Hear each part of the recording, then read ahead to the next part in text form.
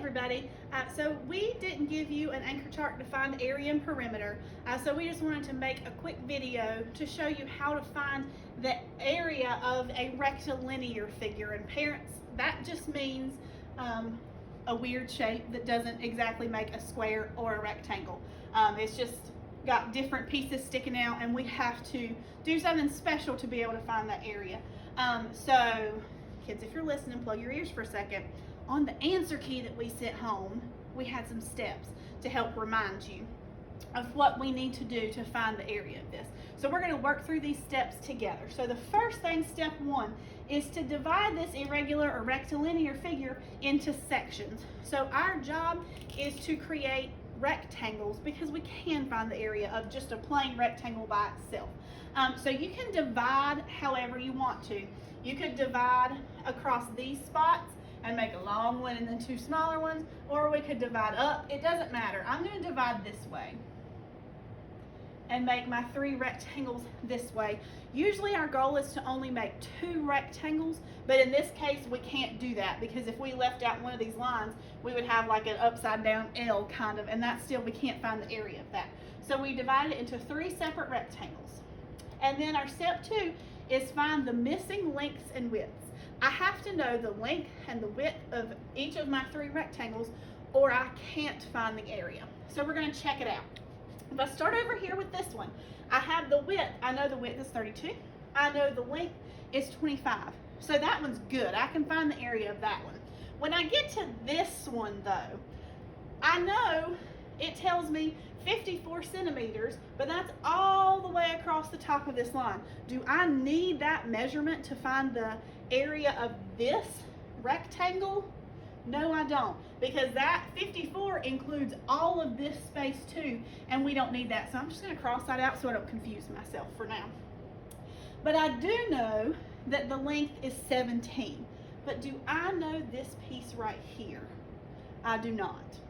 So I have to find that purple part where I just divided, but I can do that. So what I have to do, I take this whole big side that I do know, and I know this little piece of it. So like we have like a little imaginary line. I made it purple there, but if I have this unknown piece, I don't know what that is, but I know this part is 12. My little unknown piece plus this 12 is going to give me a total of 32 centimeters. So I just have to figure out what that unknown is. And you may be able to count up in your head easily, or just see it because 32 and 12 we can kind of see, but I'm really just subtracting. 32 minus 12 gives me 20. So 20 plus 12 gives me 32. So this side is not an unknown anymore. We know this purple line is 20 centimeters. So I know the length is 17 and the width is 20 for this rectangle, okay? And now I need to look at this big long rectangle. I know the width is 48 centimeters, but do I know the length? No. The best thing that I have was this 54, but remember that 54 was for this whole piece. It would not make sense to say this little tiny part would be 54 also. So I have to do what I did for this line to get my width here. But this time I see it's like I have an imaginary line. I'll draw it and then erase it. I don't know this part. I know 17, and I know this part because this bottom piece is 25.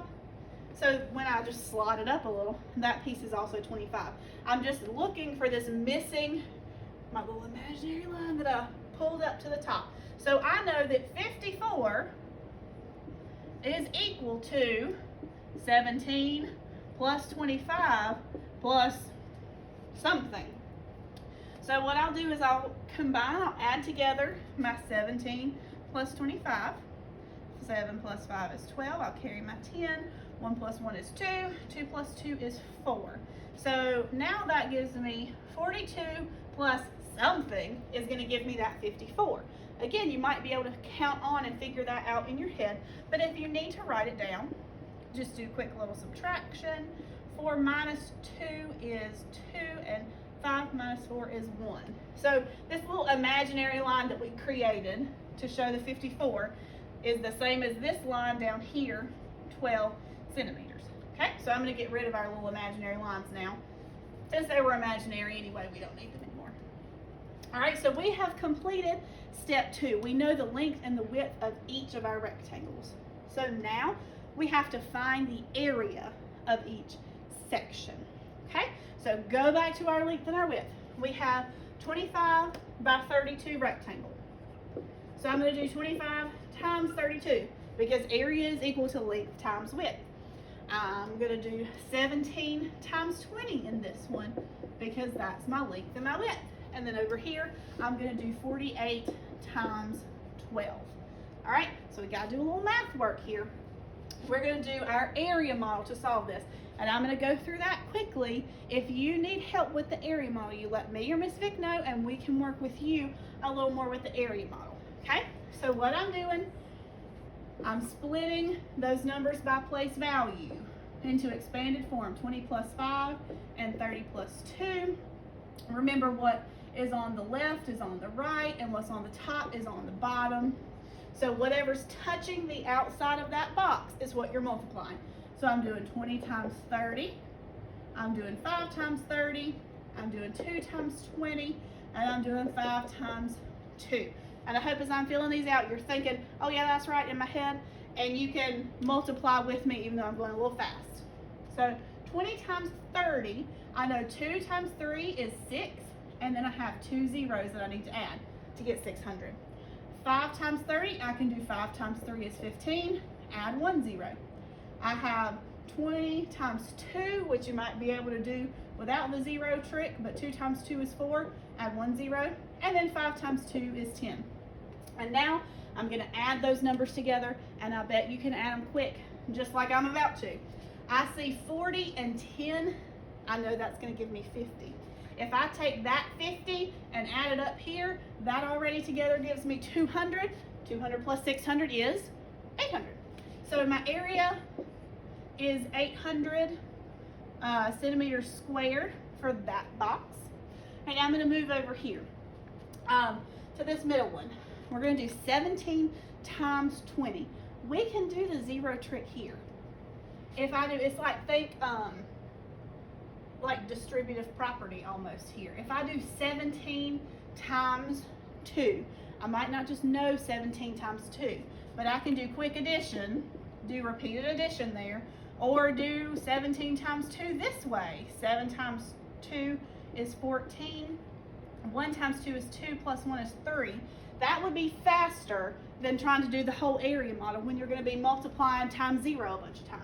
So if I do 17 times 2 is 34, add my 1 0, excuse me, and I have 340 centimeters squared for that one. Now over here, 48 times 12. You could do distributive property for this one, and I'm going to just to show you. If you don't know how to do that, if it doesn't make sense when I do it, then go back to that area model that we just used and it'll work the same. But because it is a 12, I can say 12 times 40, and I can say 12 times 8, and those are math facts, okay? So if I'm doing 12 times 4, that's 48, add my 0. If I'm doing 12 times 8, that is 96.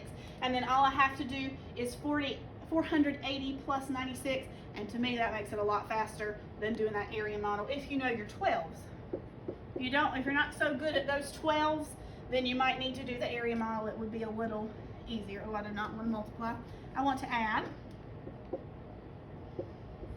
So 0 plus 6 is 6.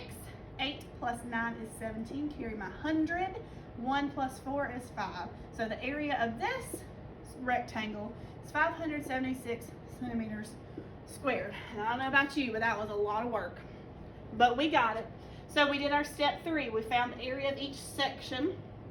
And now the final step, step 4, is add the area of each section to get the area of the whole figure. So all I have to do, I'm going to do it high up here, I'm running out of space. I'm going to add 800 plus 340, and I'm making sure I'm lining up my place values as I'm writing it, plus my 576. And you could add 2 of them together, then add on the third, or you can stack them all together like this. It doesn't matter. So I would just do 0 plus 0, 0 plus 6 would give me 6. 0 plus 4 is 4. 4 plus 7 is 11. Carry my 100. And then I'm going to ignore that for a second because I see an easy way to do this. I know that 5 plus 3 is 8. And I know my doubles. So I know 8 plus 8 is 16. Plus 1 would give me 17. So my area is 1,716 centimeters squared. Okay? So please, please, please, if you are having trouble with knowing how to break up the figures, if you're having trouble with any of your multiplication strategies, let us know and we'll jump on Google Meets with you to help you work through those strategies again so that you can get this rectilinear area. Okay? See you later.